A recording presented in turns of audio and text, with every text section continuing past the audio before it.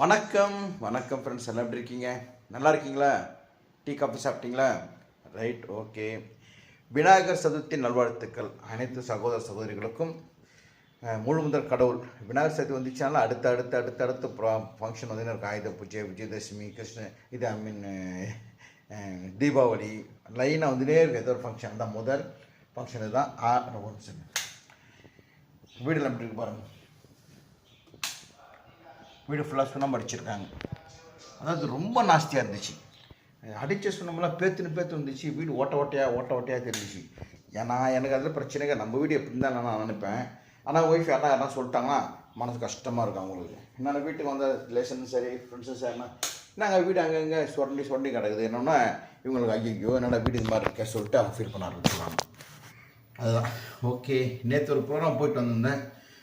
East Tambaram நம்ம கலக்க போவாது இவர் விஜய் டிவி அது புகழ் mechanic Sekar, Vijay TV mechanic Sekar ஒரு ப்ரோக்ராம் கொடுத்துருந்தாரு.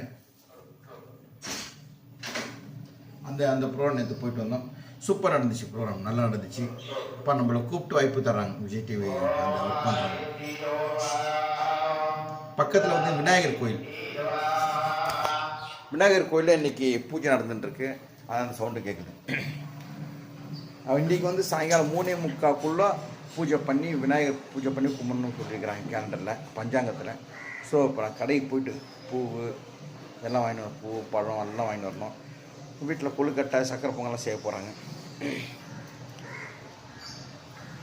பூஜைன்னு வீட்டில் ஆரம்பிச்சிட்டா யாருக்கு வேலை அதிகம் சொல்லுங்கள்? நான் கடைக்கு போய்ட்டு என் வேலை முடிஞ்சிடும். ஆனால் லேடிஸுங்களுக்கு தான் நிறைய வேலை இருக்கும். கொழுக்கட்டை பண்ணணும், சக்கரை பொங்கல் பண்ணணும், அது பண்ணணும், இது பண்ணுன்ட்டு. ஓகே, அடுத்து ஒரு நல்ல நிகழ்வு நடக்கிற மாதிரி இருக்குது. அது என்னன்னு கண்டிப்பாக போகலாம். தண்ணி வச்சுப்பான். நேற்று நைட்டு ப்ரோக்ராம் முடிச்சுட்டு வரேன். நைட்டு ஒரு 1 மணி இருக்கும். உட்காந்து அதுதான் எனக்கு மனசு கஷ்டமாக இருக்குது. அது எதுவும் கிடையாது. நான் வர்ற வரைக்கும் உட்காந்துட்டு இருப்பேன். நான் வந்து தூங்கடான்னா கத்துவான். கத்தம்னா தூங்குவான். கீழே போவான். கொஞ்சம் டல்லாக தான் இருக்குது. மழை பெற மாதிரி தான் இருக்குது.